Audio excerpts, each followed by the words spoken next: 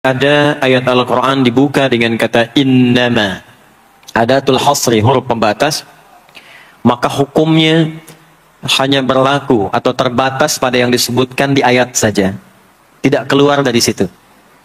Saya beri contoh bandingan dulu. Zakat itu dikeluarkan dan disalurkan hanya untuk 8 golongan. Tidak boleh keluar dari 8 golongan itu. Kenapa tidak boleh di luar 8 golongan itu? Karena ayat pengeluaran zakat dibuka dengan kata innama. Quran surah 9 At-Taubah di ayat ke-60.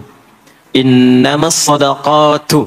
Zakat itu hanya boleh dikeluarkan untuk golongan berikut. Jadi di luar golongan itu tidak menerima zakat. Nanti ada skema lain seperti infak, sedekah umum dan sebagainya. Ayat pemakmur masjid dibuka dengan kata innama, memberikan kesan bahwa tidak setiap orang memiliki satu kecenderungan, satu nikmat, satu keinginan untuk berkontribusi memakmurkan masjid. Di dalam bidang apapun, program atau tahapan apapun. Ada yang bertugas mengelola, ada yang bertugas untuk membangun, ada yang bertugas mensupport kegiatan, ada yang bertugas untuk bisa berkontribusi di aspek-aspek lainnya. Nah, semua itu kata Allah adalah kalangan terbatas. Jadi kalau Allah sudah berikan satu spesialisasi tersendiri dan dinilai oleh Allah sebagai golongan yang spesial, maka manfaatkan status itu sebelum nanti bertukar atau selesai tugasnya dan kembali kepada Allah insyaallah dalam kemuliaan. Man amana billahi wal yaumil akhir. Man amana billahi wal yaumil akhir. Orang-orang yang diberi kesempatan memakmurkan masjid itu, kata Allah, harus menyatukan dulu visinya sebelum membuat program. Jadi sebelum membuat program di masjid, satukan dulu visinya. Visinya untuk mendapatkan ridha Allah. Proyeknya akhirat, untuk membawa bekal pulang saat akan dihisab. Jika semua kepentingannya lillah, semua karena Allah, maka apa yang kemudian Allah tunjukkan? Orang-orang itu akan jadi istimewa di hadapan Allah, lalu mulai membuat program dari kenikmatan salat yang khusyuk, wa aqamas salat, pengelolaan harta yang bisa bermaslahat atau kepentingan-kepentingan agama dan sosial, wa ataz zakah, walam yakhsha illallah, dan semua fokusnya karena Allah. Fa'asa ulaika ayyakunu minal muhtadin, maka orang-orang yang beraktivitas demikian insyaallah akan digolongkan pada golongan orang-orang mendapatkan kemuliaan dan petunjuk dari Allah Subhanahu wa taala. Semoga kita semua termasuk dari bagian ayat yang disebutkan tadi. Bapak Ibu sekalian, tadi banyak disampaikan tentang kemuliaan dan kegiatan waktu subuh. Sampai ada program pejuang subuh. Mudah-mudahan nanti selanjutnya ada pejuang zuhur. Setelah itu pejuang asar. Setelah itu pejuang maghrib. Lalu disempurnakan dengan pejuang isya. Ada apa di waktu subuh? Apa perbandingannya dengan waktu-waktu yang lainnya? Mengapa sebagian nama yang disematkan di dalam ibadah di waktu-waktu itu justru tidak sama dengan nama waktunya, tapi disebutkan dengan nama-nama yang berbeda? Zuhur kenapa dengan zuhur tidak nahar? Asar kenapa disebut asar tidak masa? Subuh kenapa disebut subuh dan ada 2 nama dengan fajar? Ya, kenapa namanya 2? Itu yang coba kita hadirkan di pertemuan kajian kali ini. Mudah-mudahan dari pencerahan yang kita dapatkan di kesempatan pagi ini, ada bakal terbaik yang kita bawa pulang setelah menunaikan ta'lim ini insyaallah. Nah, tidak cukup dengan amin, kita mulai dulu ya. Bismillahirrahmanirrahim. Kita mulai Quran surah ke-17 Al-Isra di ayat ke-78. Bismillahirrahmanirrahim. Aqimis salata liduluki syamsi ila ghasaqil laili wa qur'anal fajr inna qur'anal fajri kana mashhuda. Aqimis salat, tunaikan oleh kalian salat dengan sempurna, dengan benar. Penting dicatat, setiap ada perintah menunaikan salat dalam Al-Quran yang salatnya dimaknai sebagai ibadah formal, bukan bermakna doa biasa. Jadi ada salat yang bermakna umum, yaitu doa. Jadi doa itu disebut dengan salat. Karena itu dalam fiqih, as-salatu hiya doa. Salat itu secara bahasa disebut dengan doa. Karena isi dari semua salat itu, bacaannya semuanya doa. Tapi kalau ada salat yang dimaksudkan ibadah yang kita tunaikan, dimulai dengan takbir, berniat kita, ditutup dengan salam, Maka salat yang dimaksudkan ini, itu seringkali di Quran kalimatnya dibuka dengan derivasi kata aqama yuqimu. Kalimat salat pertama di Quran Al-Baqarah ayat 3. Alladzina yu'minuna bil ghaibi wa yuqimunas shalah. Al-Baqarah ayat ke-43. Wa aqimus shalah wa atuz zakah. Selalu menggunakan aqama, yuqimu, yuqimuna, aqimi dan seterusnya. Termasuk di Quran surah ke-17 Al-Isra ayat 78. Aqimis salata. Menggunakan kata aqim. Apa itu aqim? Aqama, yuqimu, yuqimuna, aqim. Itu artinya menunaikan dengan sempurna. Sesuai dengan ketentuan yang diberlakukan. Tegak sempurna. Jadi ketika Allah meminta kita menunaikan salat, salat yang diinginkan itu kata Allah bukan salat biasa saja. Bukan sekadar bertakbir kemudian ditutup dengan salam. Ada ketentuannya, ada aturan-aturannya. Karena itu ketika Allah meminta kita menunaikan salat, setelah menggunakan kata aqim, aqimu, yuqimuna, kalimat salatnya menggunakan alif lam. Kalau Bapak Ibu cek silakan, rata-rata ada alif lamnya. Ya, tidak berdiri sendiri. Alladzina yu'minuna bil ghaibi wa yuqimunas shalah, ada alif lamnya. Wa aqimus shalah wa atuz zakah. Wasta'inu bis sabri was shalah, ada alif lamnya. Nah, alif lam itu diantara fungsinya dalam bahasa Arab, ada yang berfungsi sebagai ta'rif. Ta'rif itu seperti artikel the dalam bahasa Inggris. Ya, car itu banyak di luar, mobil. There are so many cars outside. Itu banyak sekali kendaraan di luar. Tapi kalau kita katakan the car, ya, yang ini bukan yang lain. As-shalah, kenapa menggunakan alif lam? Memberikan kesan yang diinginkan itu salat yang sesuai aturannya. Salat yang sesuai dengan ketentuannya. Karena itu di era Nabi SAW, boleh dicatat nanti hadisnya riwayat Muslim, nomor hadis 397, yang meriwayatkan nanti sahabat Abu Hurairah radhiyallahu taala anhu. Pelaku yang mengalami ini namanya Khalad bin Rafi' Az-Zuraiqi. Dikisahkan datang seorang sahabat, ya, Nabi SAW. Kemudian dakhala ila al-Masjid Nabawi, kemudian masuk ke Masjid Nabi, fa shala bi jambin Nabi SAW. Maka ia salat di samping Nabi SAW, wan nabiyyu fi nahiyatin ukhra min al-masjid. Sedangkan Nabi di sisi yang lain di masjid itu. Kalau diilustrasikan, dia masuk ke masjid, kemudian Nabi di satu sisi yang lain. Kemudian dia salat. Kemudian ketika dia selesai, falamma sallama yaminan wa shimala, thumma ata an-nabiy sallallahu alaihi wasallam. Ketika dia salam ke kanan dan ke kiri, lalu mendatangi Nabi sallallahu alaihi wasallam. Faqala, dia berkata, "Assalamu alayka ya Rasulullah."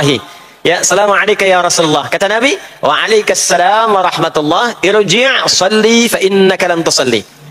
Kata Nabi, "Wa alaikassalam wa rahmatullah." Kamu salat lagi karena engkau belum salat. Padahal sudah salam. Fa'ada salatahu, kemudian dia mengulang salatnya. Thumma atan nabiyya, dia datang lagi ke Nabi SAW.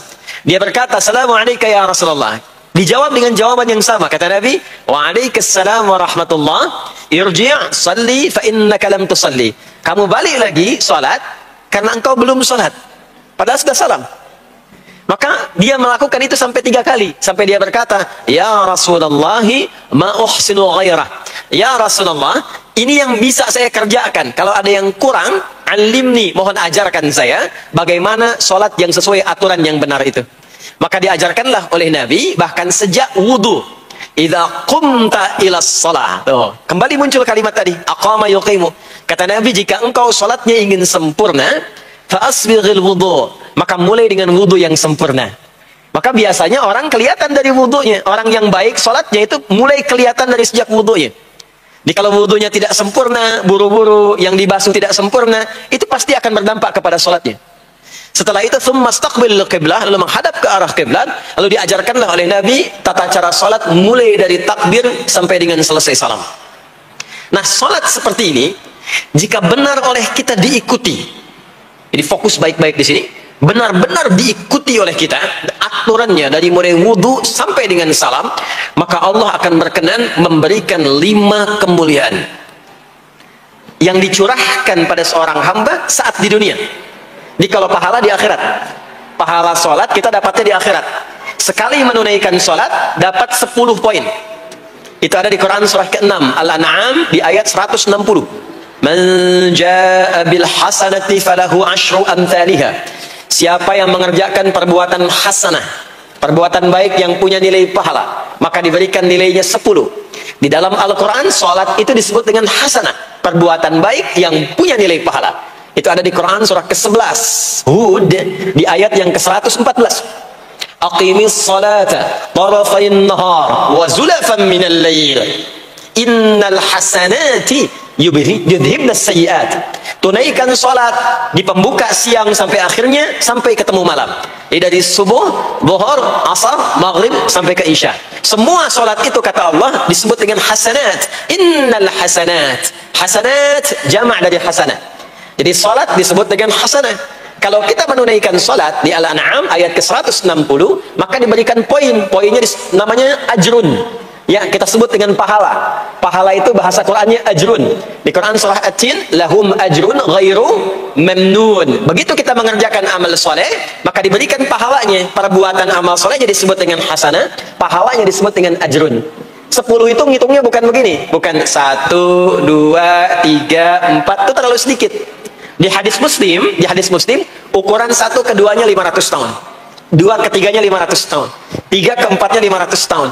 Jadi sekali kita menunaikan sholat, 10 nilainya, setiap 10 itu 1 keduanya 500 tahun, 2 ketiganya 500 tahun.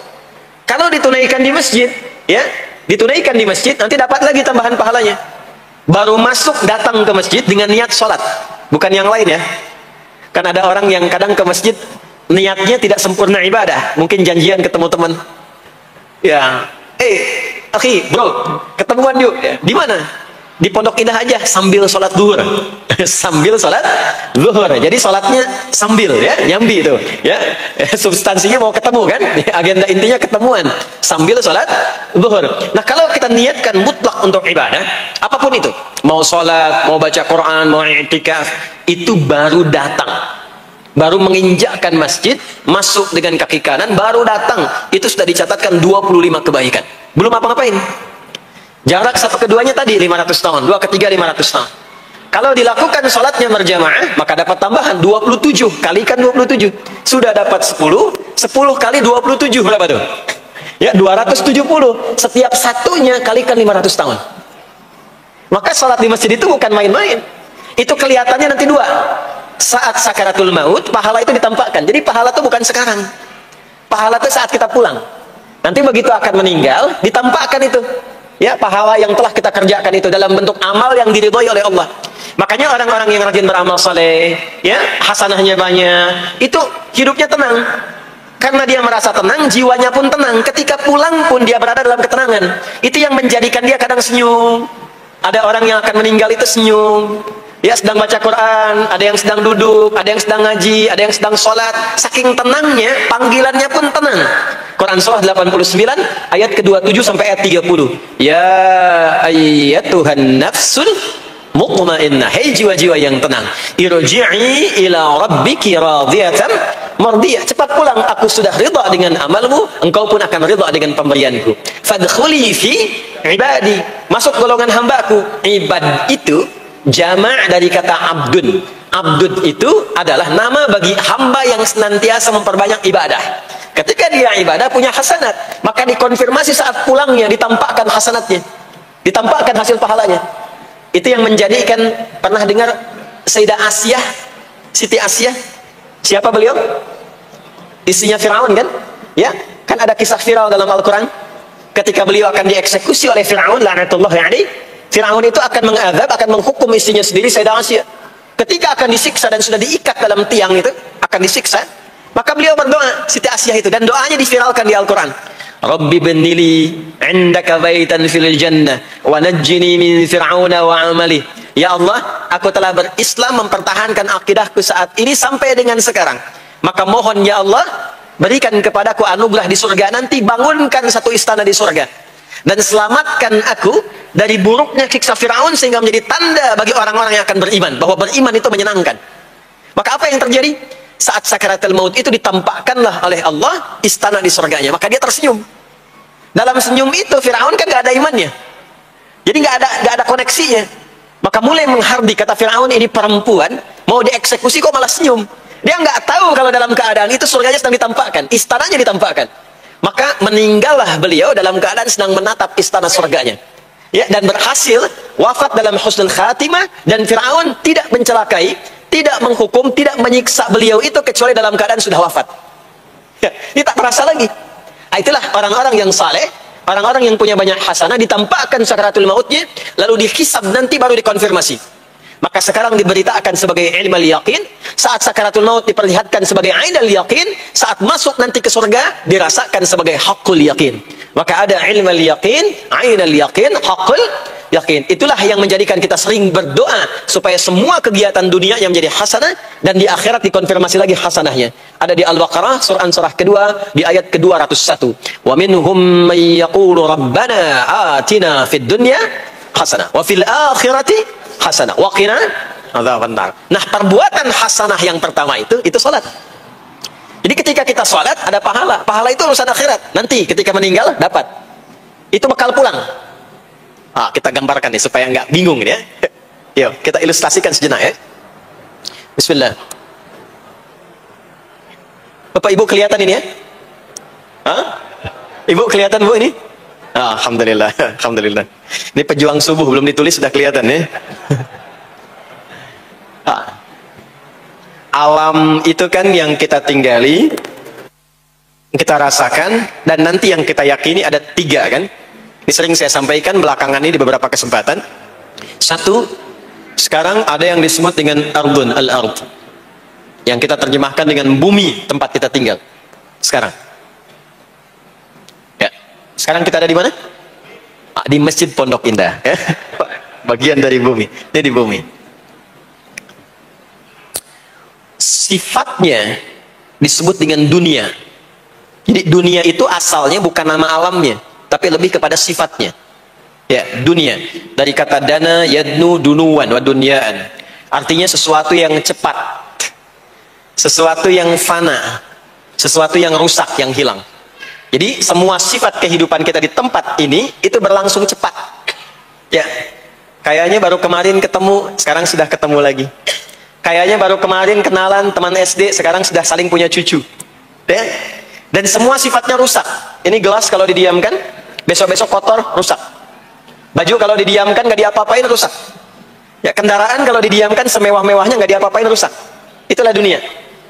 Kenapa diperkenalkan viral dunianya dibandingkan dengan bumi dan ardonnya? Untuk memberikan kesan yang kuat kepada jiwa kita. Hei, jangan sampai terjebak dengan kehidupan dunia yang sementara yang ditinggalkan. Jangan memperebutkan sesuatu yang rusak. Jangan berselisih pada sesuatu yang hilang. Ya, kan sekarang banyak orang aneh ya, memperebutkan sesuatu yang pada akhirnya yang diperebutkan itu rusak sendiri. Ya, memperebutkan sesuatu, berselisih pada sesuatu yang akan ditinggalkan, kan sama-sama meninggal. Untuk apa memperselisihkan sesuatu yang akan ditinggalkan? Kok bisa berantem, berselisih, saling mencela pada sesuatu yang sama-sama akan ditinggalkan? Itulah kenapa sering dipopulerkan dengan nama dunia. Dunia, ingat ya, kita tinggal di dunia ini. Maksudnya apa? Hei, hidupmu sementara. Hei, terkadang kita lupa bahwa itu akan berlangsung dengan cepat. Saat nanti meninggalkan tempat itu, ada tempat lain yang akan kita kunjungi. Setelah dunia apa? Belum ke akhirat. Ada waiting room dulu. Sini ada waiting room. Tempat nunggu sementara sebelum nanti ke alam yang ketiga. Namanya disebut dengan kubur. Afala ya'lamu idza bu'thira ma fil kubur. Surah apa itu? Surah Al-Adiyat, surah ke-100 di ayat yang ke-9. Namanya kubur. Sifatnya disebut dengan barzakh. Ya, alamnya barzakh. Bainahuma barzakhul la yabghiyan. Barzakh itu pemisah. Bukan alam yang sesungguhnya berkehidupan, bukan. Sementara aja pemisah dari alam yang lain. Jadi sekat yang tak nampak sekatnya, tapi memisahkan dua yang berbeda, itu disebut barzakh. Bapak Ibu kalau kita pernah lihat di lautan, atau orang diving, menyelam ke laut, atau kita lihat misalnya suka ada program di YouTube ya, tentang lautan itu, kan air yang tembus ke laut itu, dari mana-mana kan, dari sungai menyatu. Pernah lihat, ada bagian lautan tertentu, yang nggak nyambung tuh arusnya, antara kanan dengan kirinya. Ikan yang di sini nggak bisa tembus ke sini, begitu ke sini balik lagi, sini balik lagi. Nah itu barzakh namanya. Barzakh pemisahnya, nggak kelihatan, tapi memisahkan dua bagian yang tidak menyatu. bainahuma barzakhul la yabghiyan. Alam ini kenapa disebut barzakh? Karena dia memisahkan antara kehidupan di bumi dengan sifat dunia dengan kehidupan di alam yang ketiga namanya akhirat. Akhirat. Kalau sudah ada taknya, ada akhir, ada akhirat. Kalau sudah ada taknya di ujung, itu artinya ujung sesuatu yang gak ada awal lagi setelah itu. Ya sudah berakhir di situ. Ya. Kalau di sini meninggal, masuk ke sini. Di sini selesai, ke sini ke akhirat. Tapi kalau di akhirat ini ujungnya gak ada meninggal lagi. Ya, gak ada wafat lagi, gak ada meninggal lagi. Jadi gak usah update status kalau di sini, statusnya akan abadi. Kalau di sini masih berpindah-pindah. Ya, mau status apapun dunia akan ditinggalkan. Begitu selesai pindah ke sini. Di sini mulai sama. Yang pejabat, yang pengusaha, pebisnis, ya, yang diplomat, yang macam-macam sampai ke sini mulai sama. Almarhum. Nanti bedanya dihisab, begitu sampai sini statusnya akan diraih sesuai dengan amalan yang ada di sini. Nah, mohon izin, mohon maaf, kalau di sini yang semua kita kerjakan, aktivitas kita disebut dengan amal, pekerjaan kita yang melahirkan bekal itu, ya, maka tuntutannya cuma satu, amal saleh. Pastikan semua amal perbuatan yang kita kerjakan soleh. Soleh itu artinya dipandang baik oleh Allah. Singkatnya begitu. Kalau makan dengan cara yang soleh, yang Allah senangi. Minum yang soleh. Berpakaian yang soleh. Bekerja yang soleh. Maksudnya kalau Anda cari pekerjaan, cari yang dibenarkan oleh Allah. Jangan bekerja dengan korupsi. Jangan bekerja dengan cara menyogok. Jangan bekerja dengan mempopulerkan riba misalnya.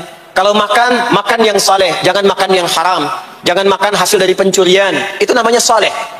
Kalau kita kerjakan semua aktivitas kita, pekerjaan semuanya soleh, maka tadi dia akan punya nilai. Nilai itu yang disebut dengan hasanah. Ya. Hasanah ini punya poin. Poinnya yang disebut dengan ajrun, yang kita kenal dengan pahala, yang tadi saya terangkan. Nah ini hasanah, ajrun. Hasanah ini yang ikut ke alam kubur nanti. Yang ininya tidak amalnya. Contoh gampangnya begini, saya tunjukkan. Ini ada minuman. Ya, minum itu kan aktivitas standar, amal standar untuk menghilangkan haus. Siapapun bisa minum. Mau yang beriman, mau yang belum beriman. Saya sering katakan belum beriman dengan harapan sama-sama beriman sebelum wafat. Ya, itu adabnya. Maka bagaimana cara minum ini supaya menjadi soleh? Kata Nabi di hadis Al-Bukhari, perhatikan, idza quddimat ta'amu, kalau hidangan disajikan, mau makanan mau minuman, khudh bi yaminika ma yalik, ambil dengan tangan kananmu, thumma sammillah, aw iqra bismillahirrahmanirrahim. Maka sebelum diminum ucapkan bismillahirrahmanirrahim. Maka kalimat bismillahirrahmanirrahim itu yang akan menjadikan aktivitas minum menjadi hasanah. Dituliskanlah pahalanya, namanya ajrun. Minumannya selesai, itu masalah dunia. Hausnya hilang, keluar jadi kotoran, itu minumannya. Jadi gelasnya nggak ikut ke alam kubur. Ya, minumannya nggak ikut. Yang ikut apanya? Ini hasanahnya. Jelas di sini? Karena itu, semua aktivitas yang kita kerjakan dalam berkehidupan itu pasti ada pedoman dalam Al-Quran dan hadis detailnya untuk membimbing semua aktivitas kita menjadi soleh. Pedoman itulah yang sering kita kenal dengan nama doa namanya. Silahkan Bapak Ibu cek. Tidak ada satupun di dalam Islam aktivitas yang dikerjakan kecuali bersanding dengan doa di dalamnya. Coba cek ya. Bangun tidur sudah ada doanya? Sudah. Makan ada doanya? Berpakaian ada doanya? Dan kalau kita mau jujur, itu semua aktivitas doanya nggak sama. Bangun tidur dengan mau tidur sama nggak doanya? Bahkan urusan ke masjid nih, masuk masjid ada doanya nggak? Kakinya diatur kan? Kanan. Keluar masjid ada doanya? Doa masuk dengan keluar sama nggak? Tidak. Ada yang mau ke toilet ya, masuk toilet kakinya diatur nggak? Kaki apa masuknya? Kiri. Keluar ada doanya nggak? Nah, perkara ke toilet pun bisa jadi amal soleh. Karena semua yang dikerjakan dalam Islam itu bernilai. Allah itu ingin mendidik kita, jangan sampai melakukan sesuatu yang tidak ada manfaatnya. Dan kalau sudah ada manfaat, jangan tanggung. Jangan hanya jadikan kegiatan itu terbatas pada satu alam saja. Dunia dapat, tapi alam kubur gak dapat. Dunia dapat, tapi akhirat gak punya bekal. Gimana nanti pulang ke akhiratnya? Ya. Saya mau tanya sebentar. Maaf ya. Kita yakin nggak bahwa kita akan meninggal? Saya ulang, yakin nggak akan meninggal? Baik. Sekarang pertanyaannya, kalau sekiranya meninggal, pindah alam atau tidak? Pindah kan? Makanya diumumkan di Masjid Raya Pondok Indah, Inna lillahi wa inna ilaihi rajiun. Telah meninggal dunia, telah meninggalkan dunia. Artinya keluar dari sini. Sekarang kita pakai hukum dunia sebentar.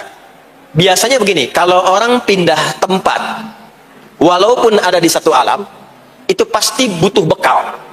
Dan kadang bekalnya nggak sama. Contoh, nanti Ramadan, setelah itu masuk Idul Fitri. Biasanya ada mudik ya. Mungkin nggak mudik kalau nggak ada bekal. Saya sering perhatikan setiap tahun, orang itu mau mudik kalau ada bekalnya. Masya Allah, cuman motornya bebek, ya. Tapi kan bekalnya ada yang singa, ada yang sapi, ya. Itu ditambah lagi pelepah pisang, kasih dus lagi, kasih tulisan, sayang tunggu aku pulang, gitu kan? Ya. Kan dikumpulkan kan? Dan saya pernah tanya, kenapa Mas gak pulang? Gak ada bekal Pak, katanya. Jadi orang mau pindah tempat saja, itu perlu ada bekal. Anda kesini kalau nggak ada bekal nggak mungkin sampai. Sekarang kalau pindah dari Indonesia ke Singapura, sama nggak mata uangnya? Beda. Di Malaysia sama nggak? Semakin jauh ke Saudi, ke Amerika, hukumnya mengatakan setiap pindah tempat pasti bekalnya beda. Jangan pernah kita mengharapkan atau membuat hukum sendiri ketika pindah tempat. Jadi sesama dunia saja tempatnya, bekalnya sudah beda. Sekarang Anda menginginkan pindah alam dari dunia ke kuburan, bekalnya pengen sama, mustahil. Makanya sejak kita meninggalkan dunia, semua paket dunia tanggal di atas. Pindah ke bawah, selesai. Nih bajunya ini nggak akan ikut nih. Ganti. Ya, namanya kafan kan? Dan di kafan itu sudah nggak ada kantongnya. Coba dicek tuh, ada kantongnya nggak kan kafan tuh? Nggak ada. Dan ini nggak akan dibawa nih handphone yang bagus, lagi dipakai ngerekam nih.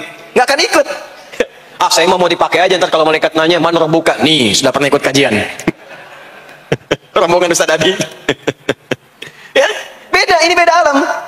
Maka yang ikut apanya? Yang ikut tuh hasanahnya, value-nya, nilai kebaikannya. Ini yang kita yakini, ini yang kita imani. Jadi mumpung masih ada kehidupan, perbanyak.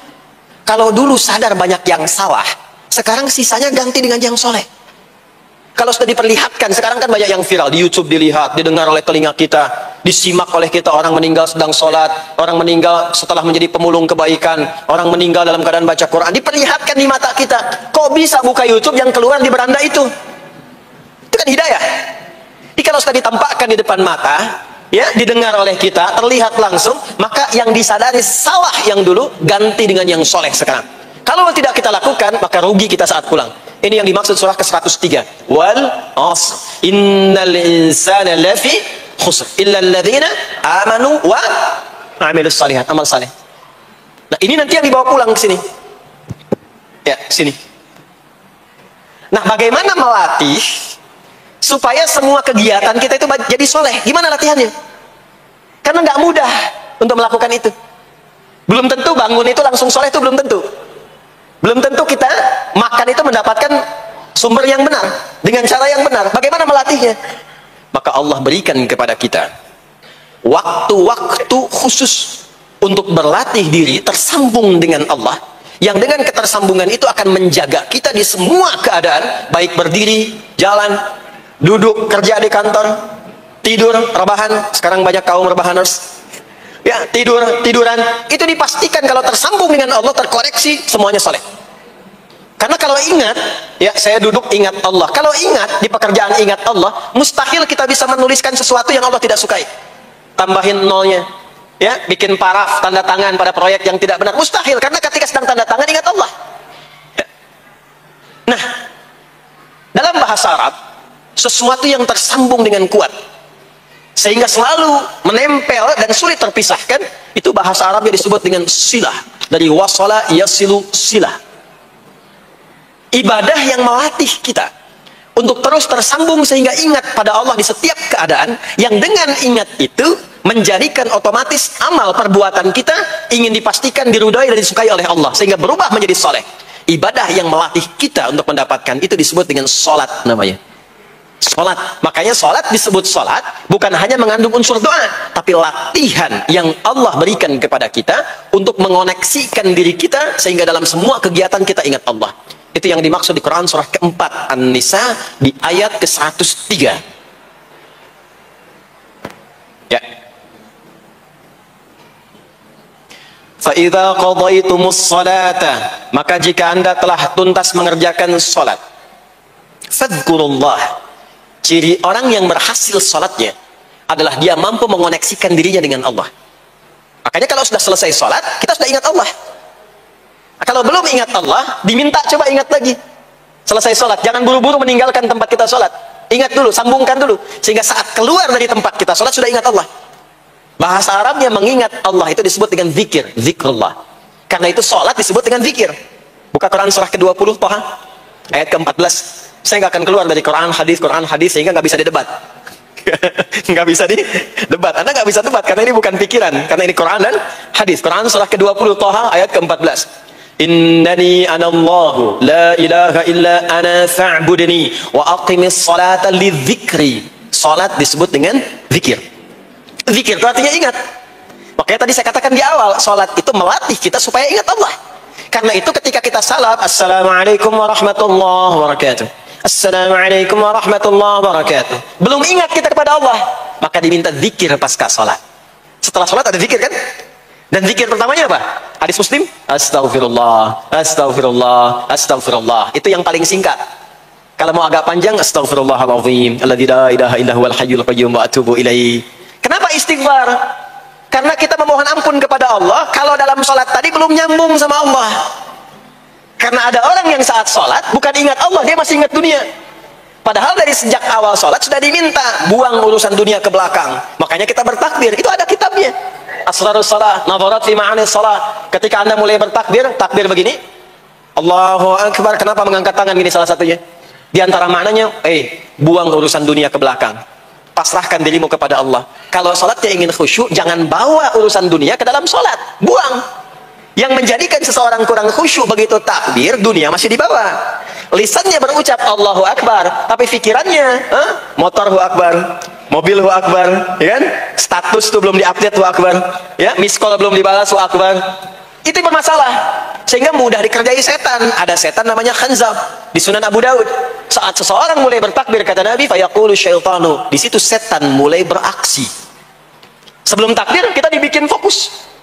Anda silahkan praktekkan. Kalau mau sholat rasanya fokus, tapi mulai bertakbir Allahu Akbar, setan mulai beraksi, kata Nabi, udhkur kata, udhkur kata. Ingat ini, ingat itu. Hatta la yash'ural musalli kamra'atan yusalli, sampai ada orang sholat yang tidak sadar berapa rakaat sedang menunaikan sholatnya. Subuh berapa rakaat tadi?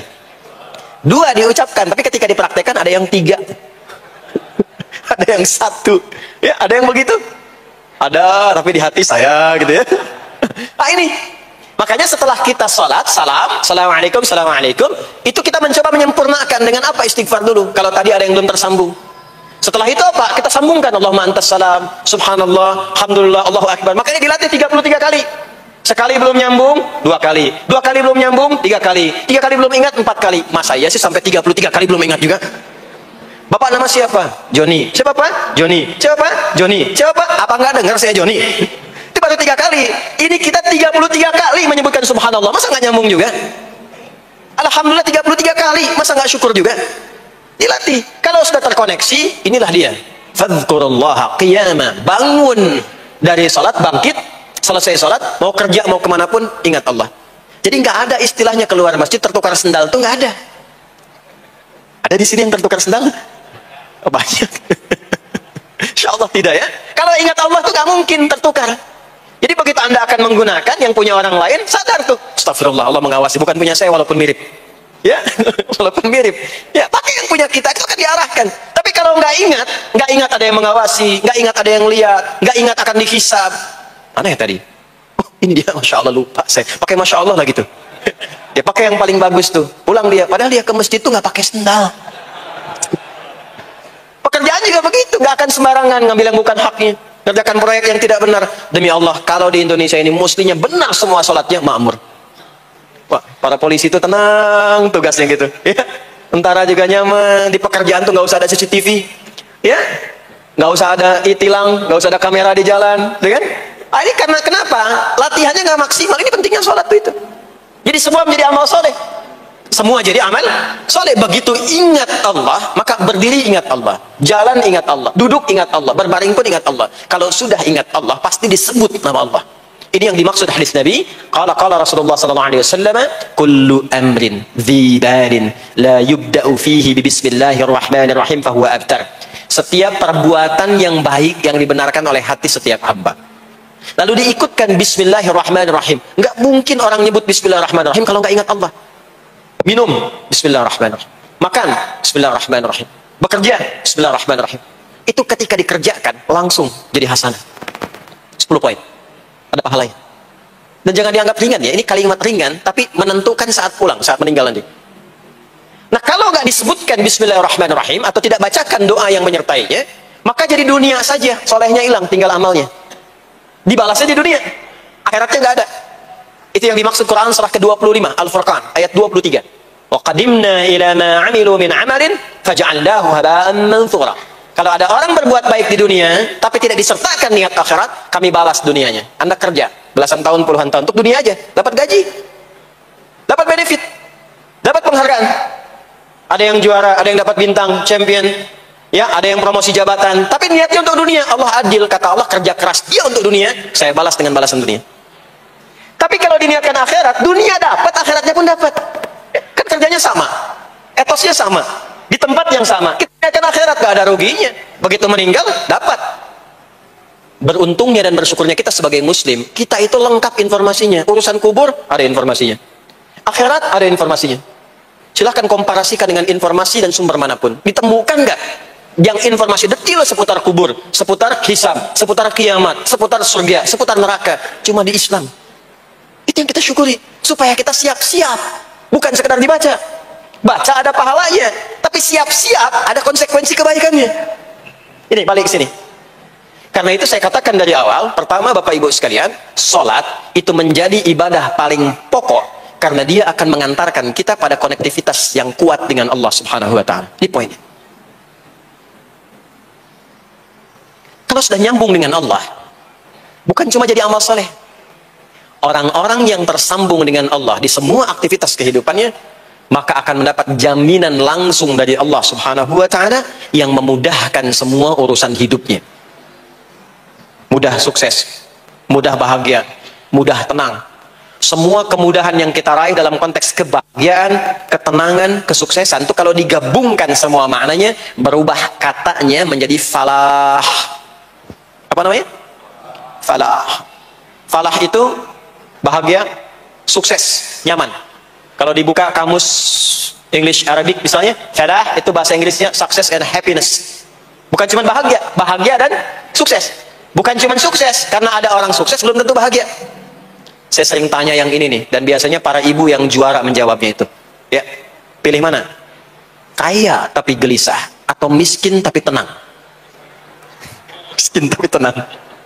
Sukses tapi gelisah, ya, atau miskin tapi tenang? Sukses tapi tenang, ya. Sukses dan bahagia. Nah, sukses dan bahagia itu bahasa Arabnya falah. Ini poinnya. Falah. Nah, sekarang coba kita dengar baik-baik. Cek telinganya masih ada nggak tuh? Cek telinga masih ada nggak?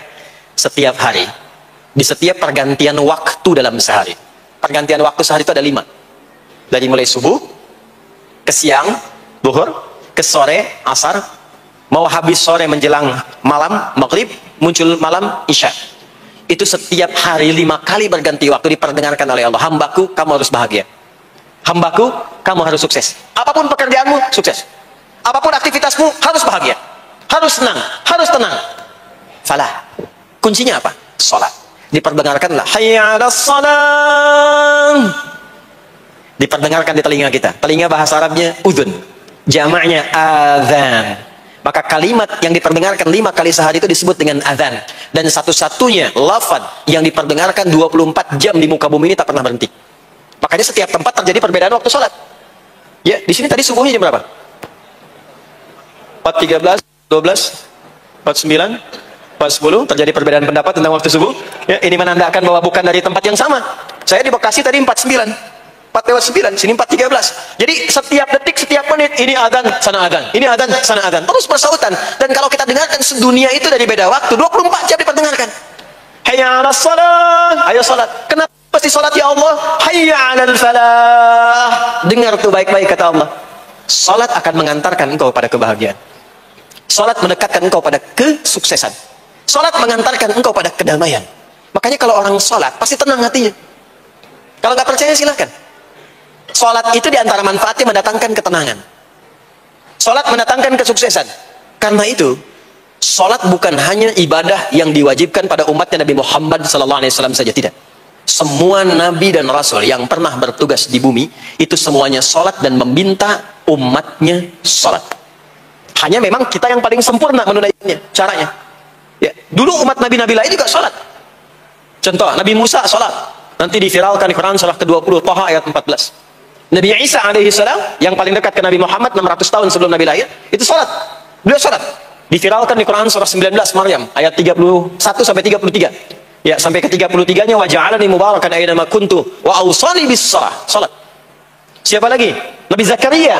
Nabi Zakaria itu kapan beliau mendapatkan berita gembira akan punya anak? Saat salat. Jadi berdoa, masuk ke mihrabnya Maryam, melihat Maryam punya banyak keistimewaan, maka beliau salat di mihrabnya itu.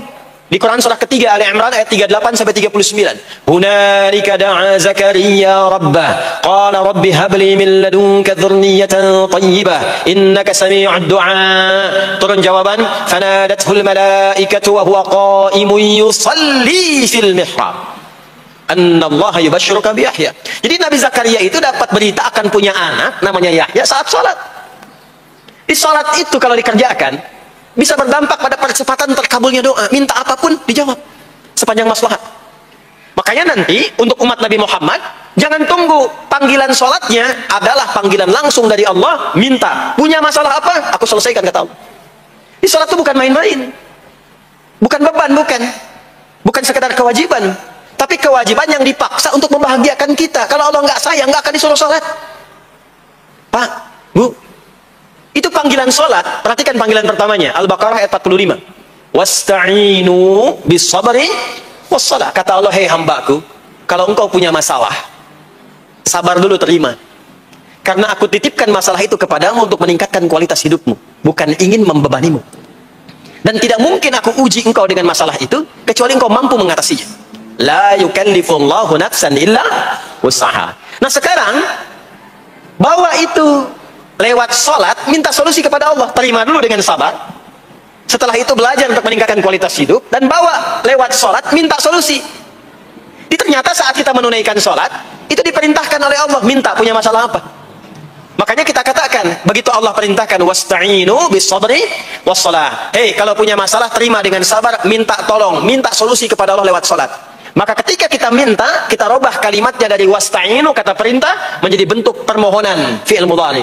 Iyyaka na'budu wa iyyaka nasta'in. Itu ketika Anda mengucapkan iyyaka na'budu wa iyyaka nasta'in, fikihnya begini, ucapkan di lisan, hadirkan dalam hati dan pikiran kita masalah apa yang sedang kita rasakan.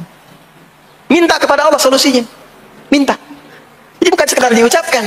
Karena hadis qudsinya berbunyi begini, hadis qudsinya. An Abi Hurairah radhiyallahu ta'ala anhu qala Rasulullah sallallahu alaihi wasallam qala Allah azza wa jalla, Allah berfirman. Saya langsung saja ke bagian kalimat iyyaka na'budunya.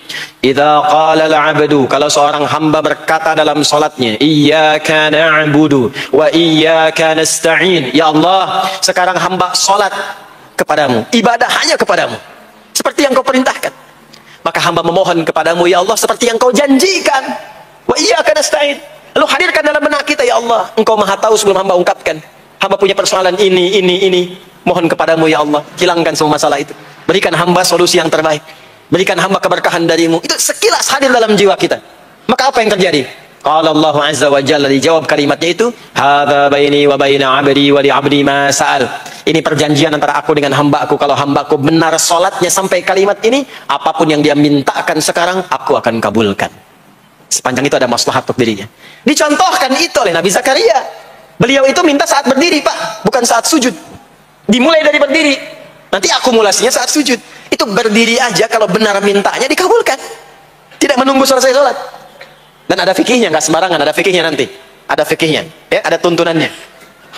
Poinnya adalah sholat itu solusi. Makanya jangankan Nabi yang tadi saya sebutkan, Nabi Ismail Itu saking pentingnya sholat, wasiat beliau yang diviralkan di Al-Quran. Untuk semua keluarganya, sholat. Ada di Quran surah 19, Maryam ayat 55. Wa kana ya'muru ahlahu bis-shalah. Kata Allah, dan tercatat Ismail itu pernah berwasiat meminta semua keluarganya, hei, sholat, sholat, sholat. Jadi kalau kita mau urut sampai ke atas, semua sholat. Muhammad sallallahu alaihi wasallam bin Abdullah bin Abdul Muttalib bin Hashim bin Abdul Manaf bin Qusay bin Murrah bin Kilab bin Ka'ab bin Ghalib bin Fikr bin Malik bin Nadar bin Kinana bin Khuzaimah bin Mudrikah bin Ilyas bin Nizar bin Mudar bin Ma'ad bin Adnan bin Addi bin Adri bin Muqawwam bin Nahur bin Tarikh bin Ya'rub bin Yasjub bin Nabit bin Ismail alaihi salam bin Ibrahim alaihi salam bin Azar atau bin Nahur bin Abir bin Kinan bin Arfakhshad bin Sam bin Nuh alaihi salam bin Mikhlail Matusyalah bin Kinan bin Anwas bin Tith bin Adam alaihi salam. Semua sholat. Coba ulangi itu. Semua sholat. Para nabi sholat, para rasul sholat. Anda bukan nabi, bukan rasul, nggak mau sholat, dan pengen mudah hidupnya, pengen masuk surga Firdaus lagi. Anda sehat. Jadi ini pentingnya sholat itu bukan cuma kewajiban, tapi diwajibkan, dipaksa dengan wajib itu supaya bahagia, supaya falah. Makanya kalau ada panggilan azan, cara memahaminya ini falah. Oh, ini solusi saya di sini nih. Kebahagiaan saya ada di sini. Kesuksesan saya ada di sini. Ya, makanya ketika dipanggil oleh muadzin, hayya 'alas shalah, labbaik, siap saya. Di sini. Ini poinnya. Nah, saya sambungkan kembali, ya. Ketika seseorang dilatih lewat salat dan sudah mulai tersambung dengan Allah Subhanahu wa taala, maksudnya ingat Allah, tertatalah semua aktivitasnya. Maka berubahlah lewat salat ini, lewat latihan ini, semua kegiatannya berubah, didorong menjadi amal soleh. Karena itu, setiap orang yang sholatnya benar, yang pertama dianugerahkan oleh Allah kepada orang sholat itu bukan dunia. Bukan dunia. Tapi perubahan perilakunya menjadi lebih baik. Jadi bukan kaya dulu. Ya, Abdurrahman bin Auf tuh hijrah masuk Islam. Dilatih sholat, malah hartanya hilang, semua dirampas. Tapi setelah itu jadi apa? Jadi orang paling kaya. Ya, Abu Bakar As-Siddiq, Utsman bin Affan, Umar bin Khattab, pertama kali masuk Islam kan latihannya sholat. Apakah langsung kaya? Jadi pemimpin? Jadi diplomat? Amr bin As bisa ekspedisi dari Afrika Utara sampai ke Syam? Tidak. Yang diberikan apa? Perubahan perilaku dulu. Dihilangkan sifat-sifat buruknya, dijaga dengan kemuliaan. Jadi dua sumber yang menjadikan manusia itu buruk dalam nafsunya, itu ada dua. Di nafsu itu nanti punya dorongan untuk mengarahkan kepada yang buruk, namanya fujur. Lawannya nanti takwa. Lawannya takwa. Di Quran surah Asy-Syams surah 91 ayat 7 sampai 10. Wa nafsin wa ma sawaha fa alhamaha fujuraha wa taqwaha. Nah, fujur itu nanti yang membisikkan, mengarahkan kepada hal-hal yang negatif. Itu yang ditunggangi oleh setan. Setan memberikan waswas itu ke nafsu, ke fujurnya. Alladzi yuwaswisu fi sudur. Di dalam sudur ada qalbu, di dalam qalbu ada nafas, di dalam nafas ada fujur. Fujur itu yang digoda. Maka keluarlah kemudian dua hal. Yang pertama ada yang disebut dengan fakhsya. Fakhsya itu dorongan dari syahwat untuk berbuat yang menyimpang. Pornografi, porno aksi, LGBT, kata-kata jorok itu fakhsya. Nanti temannya adalah mungkar. Mungkar itu keburukan yang diingkari, ditolak oleh hati, sumbernya nafsu perut dan akal. Mencuri itu mungkar. Merampok itu mungkar. Korupsi, membunuh, menipu itu mungkar. Jadi sumber keburukan itu cuma dua. Kalau bukan fahsya itu mungkar. Orang yang sholatnya benar, maka parameternya itu, ukuran pertama kali dia dapatkan adalah ditutupnya oleh Allah, dijaganya oleh Allah keadaan nafsunya, sehingga dia tidak dikontrol oleh perbuatan fahsya dan mungkarnya. Maka aktiflah sinyal takwanya. Takwa itu lawan nafsu. Makanya nanti kaitan takwa dengan nafsu sama-sama disebutkan.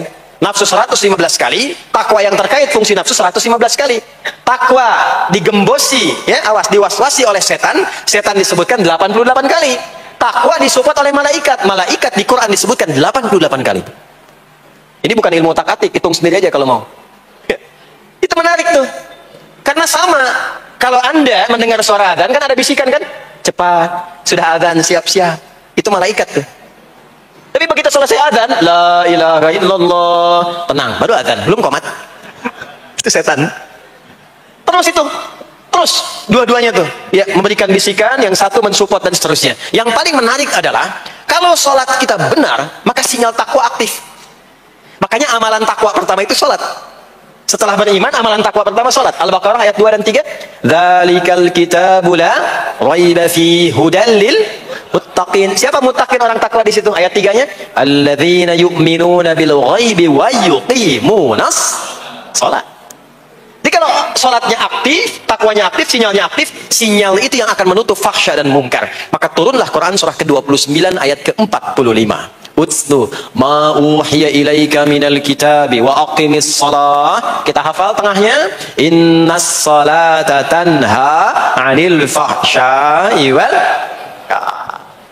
Maka kalau orang sholat tidak akan berbuat fahsya, tidak ada lagi yang melambai laki-laki. Allah, enggak ada. Laki-laki yang laki-laki, perempuan-perempuan. Enggak ada lagi tontonan-tontonan pornografi. Yang jorok-jorok, yang kotor-kotor. Nggak ada lagi kata-kata kotor di lisan itu. Karena lisannya dilatih untuk mengucapkan yang baik-baik. Allah, sami Allahu liman hamidah, subhanallah, alhamdulillah, Allahu akbar. Makanya pasca sholat itu berubah. Maaf ya, Allah tidak memberikan kepada Nabi Muhammad SAW tongkatnya Nabi Musa, mukjizatnya Nabi Isa, apalagi Nabi Ibrahim dan selainnya. Tapi Allah turunkan Al-Quran kepada Nabi Muhammad SAW. Lalu dipraktekkan Quran itu pertama lewat sholat. Anda tahu apa yang terjadi? Nabi Muhammad itu diutus oleh Allah dalam lingkup masyarakat yang sangat terbelakang dan khatam kriminal. Jadi kriminalnya bukan dikerjakan, khatam. Khatam. Dan nyaris tidak kenal kebaikan. Makanya disebut dengan jahiliyah. Kalau Bapak Ibu tanya di zaman Nabi, ya maaf, ada pezina? Bukan cuma ada, khatam, perfeksionis zinanya. Membunuh itu, ya, mabuk, ada orang mabuk kekinian di zaman jahiliyah, pemabuk amatir itu 5 kali sehari mabukin. Yang amatir. Jadi kalau baru mabuk sekali, 2 kali, itu coba-coba. Amatir itu 5 kali. Pembegal. Ya, sekarang kita dengar berita ada begal ini itu, jahiliyah itu sekampung begal semua. Kampung Gifar. Tapi Allah menghendaki Rasulullah latih lewat salat. Apa yang terjadi? Berubah jahiliyah itu, berubah menjadi khairu ummah. Umat terbaik yang paling teladan, yang menginspirasi, yang pernah berkehidupan di bumi. Sampai persaksiannya dari Allah langsung turun Quran surah ketiga Ali Imran ayat 110. Kuntum khaira ummatin ukhrijat linnas. Jadi kalau ada orang dermawan, itu yang paling dermawan. Kalau ada orang sabar, itu yang paling sabar. Kalau ada pasar yang paling ideal, itu yang paling bagus. Berubah itu. Ya. Kenal Abu Dzar Al-Ghifari? Oh iya, kenal. Enggak. Abu Dzar Al-Ghifari itu nama aslinya Jundub bin Junadah. Di antara pemimpin begal di zamannya. Dari kota Ghifar. Ghifar itu kampung begal asalnya. Ya, alhamdulillah. Masuk Islam. Datang ke Mekah. Bertemu dengan Rasulullah. Begitu masuk Islam, kata Jundub bin Junadah, ya Rasulullah, ausini au kama qala, berikan saya nasihat. Kata Nabi, pulang sekarang. Kata beliau, enggak, saya mau umumkan keislaman saya depan Ka'bah. Kata Nabi, jangan lakukan. Sekarang orang masih belum tahu tentang Islam, nanti marah kamu dipukuli. Kata beliau, ya Rasulullah, saya ini membegal terang-terangan, masa bersyahadat sembunyi-sembunyi? Maka keluar ke depan Ka'bah, dia katakan, ya masyarakat Quraisy, hai semua orang Quraisy. Datang orang. Usyhidu bi annahu la ilaha illallah wa anna Muhammad Rasulullah. Aku bersaksi, syahadat la ilaha illallah Muhammad Rasulullah. Kalian mau apa? Dipukulin sampai pingsan. Sampai ketika akan diteruskan, ada riwayat mengatakan datang Sayyidina Ali bin Abi Thalib, ada yang mengatakan Sayyidina Hamzah, ya, bin Abdul Muttalib radhiyallahu ta'ala anhuma jami'an. Datang menyampaikan, jangan teruskan. Kalau ini meninggal, ini wafat, kita akan celaka karena kafilah kita akan lewat desa Ghifar. Kalau lewat Ghifar akan berhasil niaga kita, katanya. Ya, karena akan dihabisi semua ini orang Ghifar. Maka dibiarkan pergi, pulang. Tahu apa yang terjadi? Begitu Nabi hijrah ke Madinah, dikagetkan dengan suara kaki yang berdecak kencang, bang, bung. Ternyata ada berita gembira. Sekampung begal Ghifar itu masuk Islam semuanya. Berubah jadi baik. Untuk menginspirasi generasi kemudian, maka dipopulerkanlah oleh beliau kunyahnya dengan nama daerahnya. Sayalah Abu Dzar Al-Ghifari. Al-Ghifari itu maksudnya apa? Dulu, saya ini berasal dari Ghifar. Kampung saya kampung begal. Cuma karena saya masuk Islam, diajarin sholat, diajarin baik, sekampung baik semua. Ya. Makanya orang-orang Arab setelah itu, bahkan non-Arab, kalau datang memperkenalkan daerahnya. Imam Al-Bukhari, itu nama aslinya bukan Al-Bukhari. Nama aslinya Muhammad. punya bapak namanya Ismail, punya kakek namanya Ibrahim, kakek buyutnya Al-Bughirah, yang buyutnya Al-Bardizbah, tinggal di kecamatan Ju'fah, Kabupaten Bukhara, Provinsi Khorasan, sekarang negaranya Uzbekistan. Karena berasal dari Bukhara, datanglah beliau kemudian ke Arab, sekarang ke Jazirah, ke Mekah, ke Madinah, memperkenalkan, saya bukan orang Arab, saya dari Bukhara. Rumusnya tambah alif lam di depannya, ujungnya tutup dengan i. Al-Bukhari, saya dari Bukhara. Diperkenalkan, maksudnya apa? Islam sudah masuk ke tempat saya. Orang-orangnya sudah baik, orang-orangnya sudah khusyuk. Itu memperkenalkan.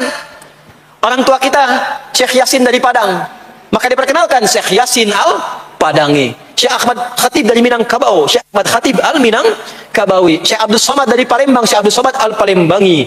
Syekh Nawawi dari Banten, Syekh Nawawi Al-Bantani.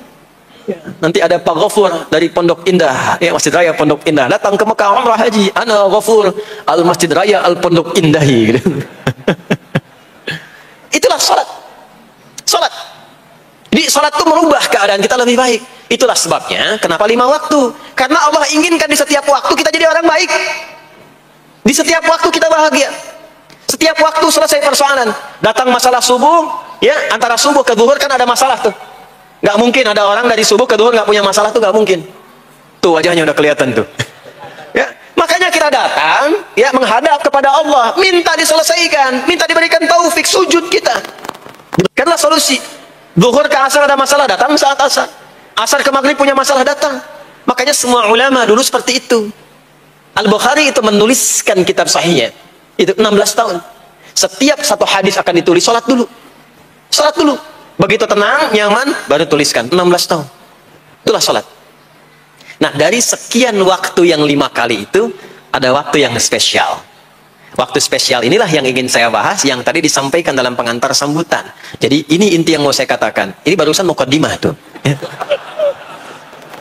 Barusan mukaddimah. Baik. Kan kita sholat berapa kali sehari? Kita hitung. 1, subuh. 2, zuhur. 3, keempat, yang kelima, Isya. Berapa jumlah rakaatnya? 17. Baik ya. Itu nomor telepon untuk koneksinya. Koneksi kita dengan Allah nomornya catat ya. 24434. Ya. Dan kalau ditanya berapa nomor koneksi dengan Allah? 24434. Subuh 2, zuhur 4, asar 4, maghrib 3, Isya 4. 5 waktu kan? Baik. Di 5 waktu ini kita dijaga, diinginkan menjadi hamba yang baik. Bahagia. Nggak lekat dengan masalah, tuntas semua. Saking sayangnya Allah sama kita. Kalau nggak sayang, nggak disuruh sholat.